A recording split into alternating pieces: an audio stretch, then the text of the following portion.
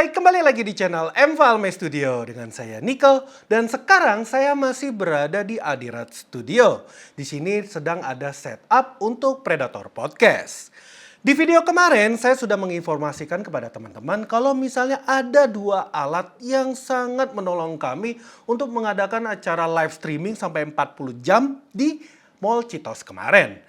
Dan itu adalah kedua alat ini, yaitu HDMI extender menggunakan LAN dari Web Splitter dan HDMI extender menggunakan fiber optik dari Lindy.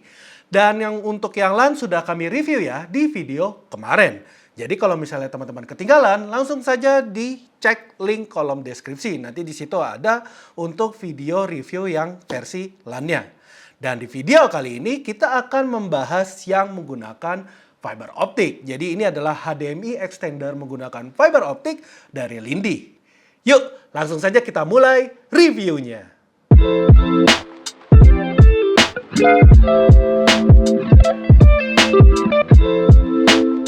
Oke, langsung saja kita unboxing dari kotak ini. Teman-teman bisa lihat ya, di sini tulisannya adalah 300 meter fiber optik HDMI 2.0 extender.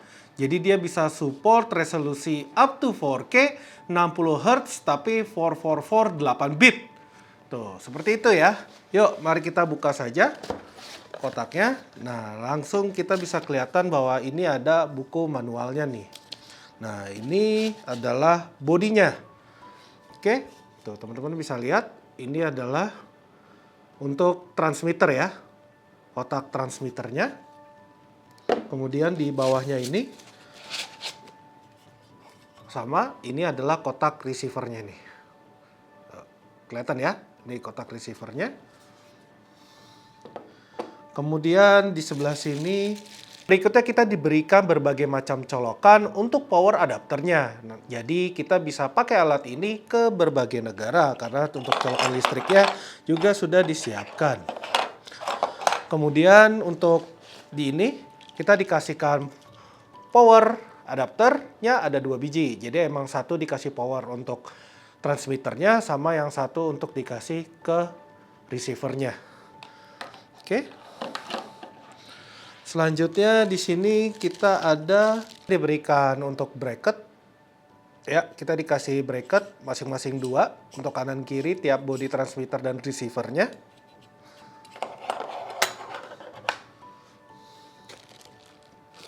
Kemudian kita juga dapat 2 kabel, ini untuk infrared ya, teman-teman bisa lihat di sini.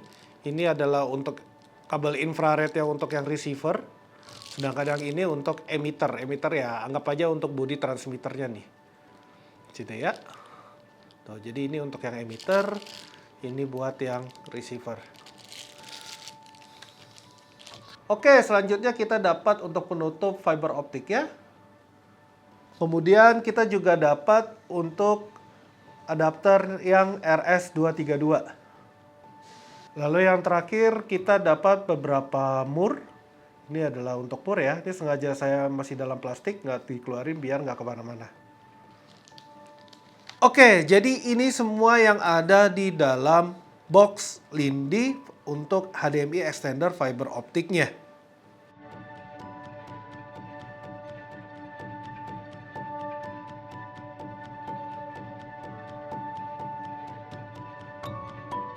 Oke, sekarang mari kita lihat body dari transmitter HDMI extender dengan fiber optik dari Lindy ini. Ini kalau misalnya saya sentil ya. Tuh, kedengeran kalau misalnya bodinya ini semua terbuat dari metal. Terus pada bagian depannya di sebelah sini nih, ini ada 4 lampu untuk notifikasi ya. Sama ada tulisan Lindy untuk 300 meter fiber optik HDMI. Pokoknya nama alat ini ya. Dan sini ada keterangan transmitter. Setelah itu, kalau misalnya kita lihat sampingnya. Nah, ini ada tempat pembuangan untuk udara panas ya. Walaupun dia nggak pakai kipas nih kayaknya nih. Nggak pakai kipas, tapi ini ada tempat pembuangan udara panasnya. Nah, untuk port-port di belakangnya, teman-teman bisa lihat. Dari sebelah sini, ini adalah untuk power adapter ya, power DC 12 volt, terus juga ada port HDMI, ini HDMI input, Nah, ini buat tempat fiber optiknya. Dan ini kita lagi pakai SFP yang multi ya. Jadi di sini tempat naruh SFP-nya. Terus juga ada port untuk RS232. Terus juga ada port untuk infrared input dan infrared output. Dan yang di sini untuk switch-nya mau ke infrared atau ke RS232.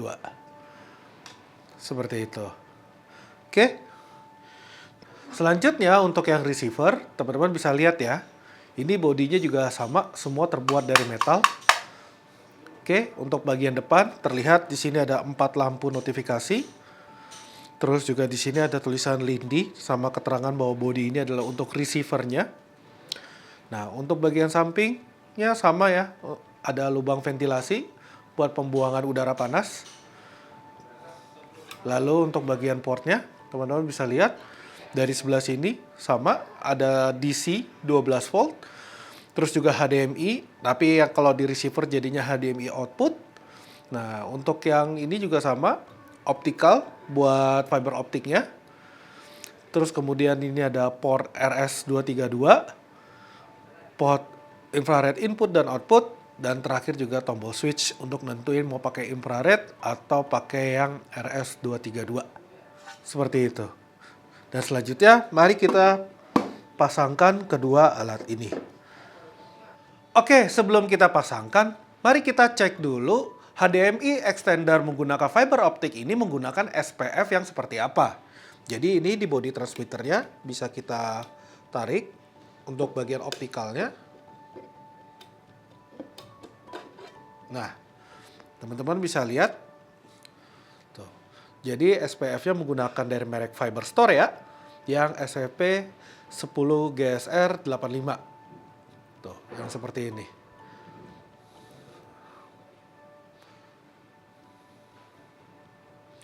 Oke, kita balikin. Sekarang mari kita cek yang di receivernya. Apakah menggunakan merek yang sama? Harusnya sih sama ya. SPF yang ada di receivernya. Tuh, sama juga ya. Jadi dia menggunakan yang Fiberstore juga. SFP 10 GSR 85. Serinya. Oke, sekarang mari kita coba pasangkan alat HDMI extender yang menggunakan fiber optik ini. Pertama-tama di sini saya akan siapkan sebuah kamera, yaitu ini saya adalah kamera FX30. Jadi kita pasang dulu untuk HDMI-nya. Karena FX30 itu menggunakan full HDMI, jadi kita pasangkan saja di sini. Oke. Selanjutnya kita pasangkan ujung HDMI-nya ini, yang HDMI Chromo, ke HDMI input di transmitter. Tuh. Ya, input di transmitternya. Selanjutnya kita akan pasangkan fiber optiknya. Di sini saya sudah siapkan kabel fiber optik yang panjangnya itu sampai 100 meter. Tuh, teman-teman bisa lihat ya tebal talinya. Nah, itu ujungnya itu bentuknya kira-kira seperti ini. Mungkin teman-teman sempat lihat ujung fiber optik yang cuma satu, itu namanya fiber optik single ya. Kalau yang ini lebih ke arah fiber optik multi. Nah, jadi kalau di multi itu tuh kita udah tandain mana yang kanan, mana yang kiri. Jadi kita tulisnya dikasih huruf seperti ini, ada A dan B. Nah, jadi untuk yang di awal, kita biasa taruh untuk yang A, itu biasanya di sebelah kanan. Jadi pasangnya seperti ini. Nah, terus yang B kita pasang di sebelah kiri. Nah, seperti itu. Dan selanjutnya, ini yang ujung fiber optiknya. Ujung fiber optiknya berikutnya, kita akan pasangkan ke receiver ya. Jadi di receiver, kalau misalnya di sebelah sini sudah, kita coba tunjukin dulu biar tidak bingung. Oke, kalau misalnya di sebelah kanan sini sudah huruf A, berarti di sini saya akan pasang yang huruf B. Seperti itu. Sebab kalau misalnya kebalik, dia nggak akan nyambung. Jadi di sebelah sini, saya akan pilih yang huruf B. Teman-teman bisa lihat ya, ini huruf B. Jadi ini kita colok di sini. Nah, untuk yang A-nya kita colok di selanjutnya. Nah, jadi kurang lebih seperti ini. Berikutnya, kalau sudah terpasang fiber optiknya, sekarang kita akan ambil kabel HDMI. Di sini saya menggunakan kabel HDMI yang gold line. Itu kita pasang di HDMI out di body receivernya. Seperti ini.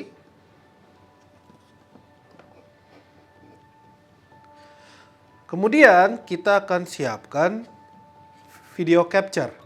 Jadi ini video capture ini yang akan kita pasangkan ke laptop atau PC. Jadi di sini saya juga sudah siapkan PC-nya. Sudah disiapkan PC-nya, jadi kita akan pasangkan di PC ini. Oke, ini ujung HDMI-nya. HDMI-nya kita pasangkan di sini. Kemudian kita pasangkan kabel USB-C ke video capture, kemudian kita akan pasangkan juga ke laptop. Nah, jika sudah kepasang ke PC-nya, berikutnya kita sudah bisa pasangkan powernya. Jadi ini adalah power adapternya, kita pasangkan dulu yang sesuai dengan wall kita. Ya, seperti ini, kita colokkan ke listrik.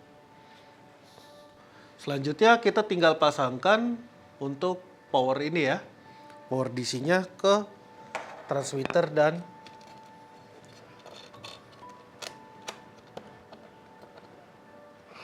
selanjutnya kita juga akan pasang di receiver-nya juga.